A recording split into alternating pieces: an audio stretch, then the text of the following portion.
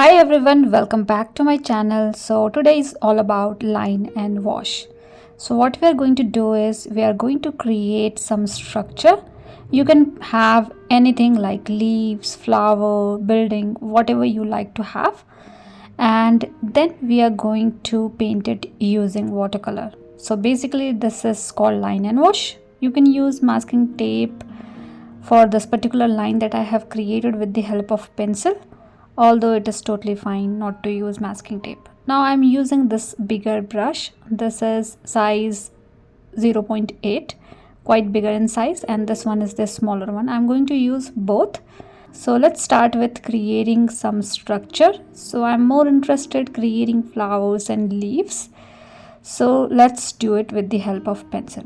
You can directly do these things with the help of pen itself, but I think creating a basic guideline for yourself with the help of pencil is better, so that if you are doing anything which you are not liking, you have time to correct those things.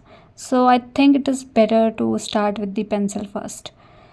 I am trying to create different kind of flowers and leaf. So my first flowers are simple.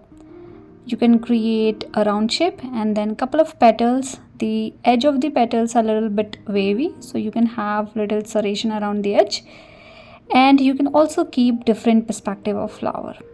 Now if you think these things are difficult for you, do not worry.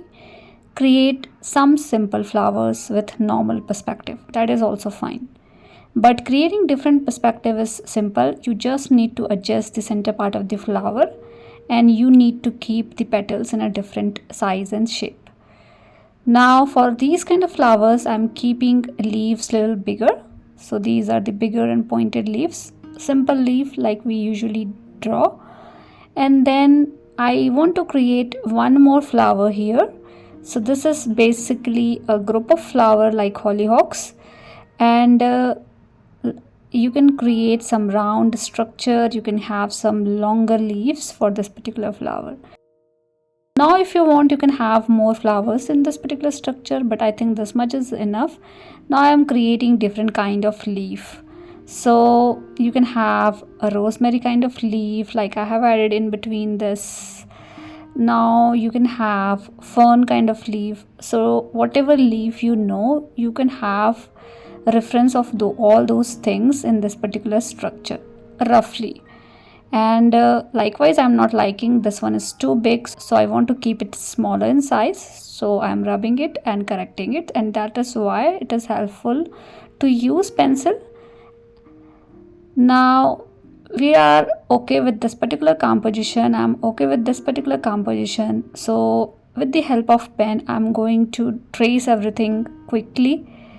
And while tracing, you can do a little modification for sure, because with the help of pencil we have created a basic guideline how this gonna look like. But it is absolutely fine to do little changes around what kind of flowers, leaves you wanted to have. So first I'm creating all these flowers. I have kept different perspective. As I said, you need to adjust the center part of the flower, little bit left, little bit right, and you can create some bigger petals and some smaller petals to have different perspective. I have already created a separate video around perspective of flowers. So if you want, you can refer to those video to know more about how you can draw a different perspective of flowers. I can give you a link into my description section, so please refer if needed. And then you can start creating a leaf. Again, we have created different kind of leaves in between these flowers. So for this particular flowers, the leaves are simple, pointed, and a little bit bigger in size. All the leaves are similar for similar kind of flowers that we have.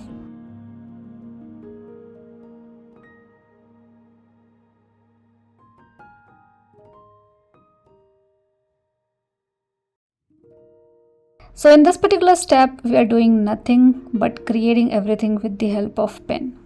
So this is the final step of creating something with the help of pen.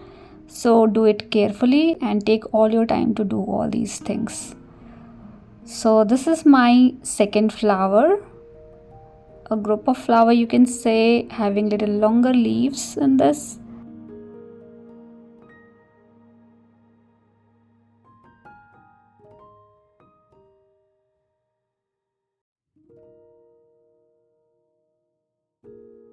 Line and wash technique is very useful and very interesting to understand because you don't need a precise drawing.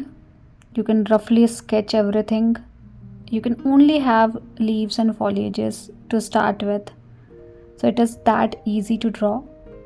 And when it comes to the watercolor, we don't need to do anything. We just need to put some random color into particular structure. So that's all we needed for this particular technique. I think this is the most interesting technique which I have ever learned, and I feel this one is the easiest one to do. So let's learn how we can do it in today's video.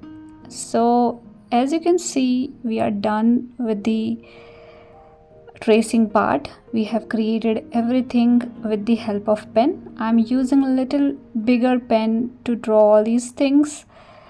So I think this much is enough. If you want, you can have more foliages and leaves in between this particular structure, and until you're satisfied, you can draw it. Now I am satisfied with this particular structure, so we can move ahead. So with the help of fine pen, this is size 0.2, and with this particular pen we are doing some hatching process. So hatching means creating parallel lines close by close.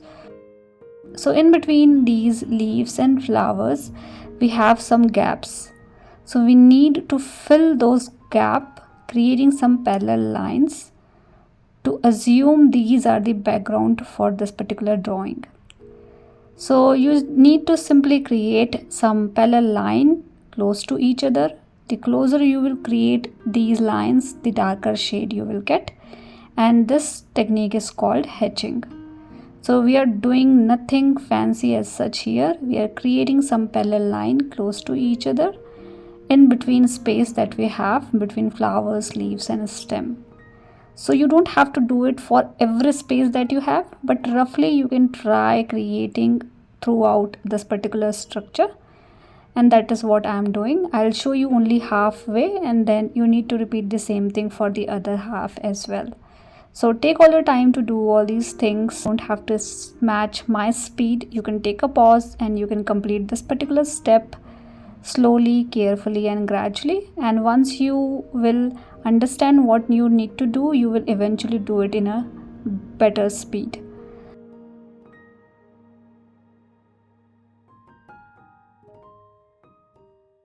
Now I am doing a little bit of cross hatching as well in between these spaces wherein we have created parallel line, and when we create those cross lines, this process is called cross hatching. So you can do this cross hatching n number of time, going back and forth in a particular space to have more darker color. So we have done with the hatching, we are done with the cross hatching. Now in between area wherein I am getting little corner, or to highlight couple of element in this particular structure, you can create some darker patches like these. So there is no rule as such. If you are feeling you need to highlight some of the flower better, then you can add these dark patches around that particular flower to pop that flower better. So that is why I'm doing it. So you can do it roughly in between the corners that you want, and just create some dark patches like these with the help of pen itself. And now you can see the difference. Previously it was very different, and now it is very different because of these dark patches. So these small thing is important to understand, and when you implement it, you will see the whole different structure altogether. So we are done with this as well. Now last thing I want to do is I want to do a little bit of hatching and cross hatching throughout this particular structure. So I am creating this parallel line diagonally, and I am doing it from start to end. I am not doing it very close to each other because I don't want very dark shade, and I want to have little pattern around my flowers and leaves as well. So that's why I'm doing it, but you can do it roughly. Don't do it too slowly, otherwise you will end up having lines instead of a straight line. Now you can do the same thing and create cross lines as well, and you can do it as many as time as you want, but I don't want very dark shade, so I'm keeping it on the lighter side itself. And I think this much is enough. I guess we have done pretty much of hatching and cross hatching in this particular step.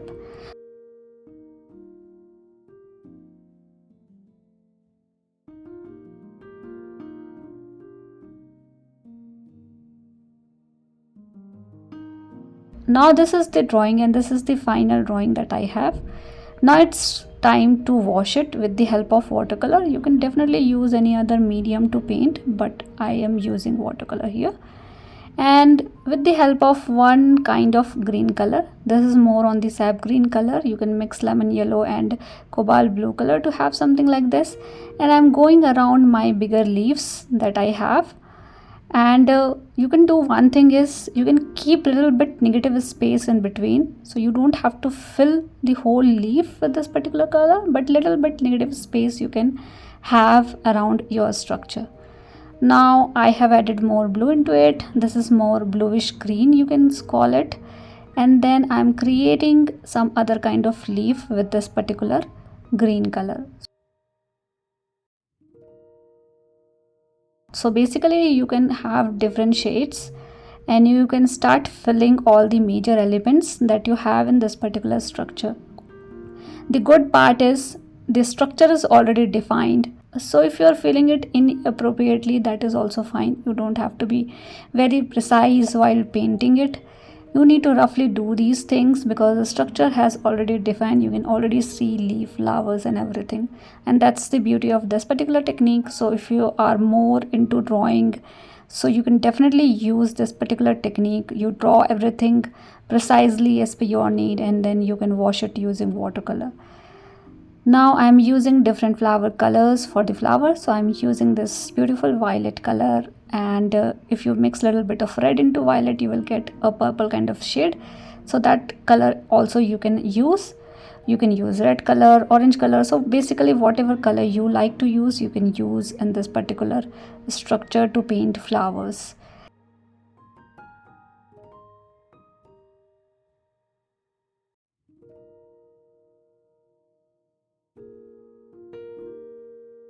And these are my flowers. I'm done with leaves, I'm done with flowers as well.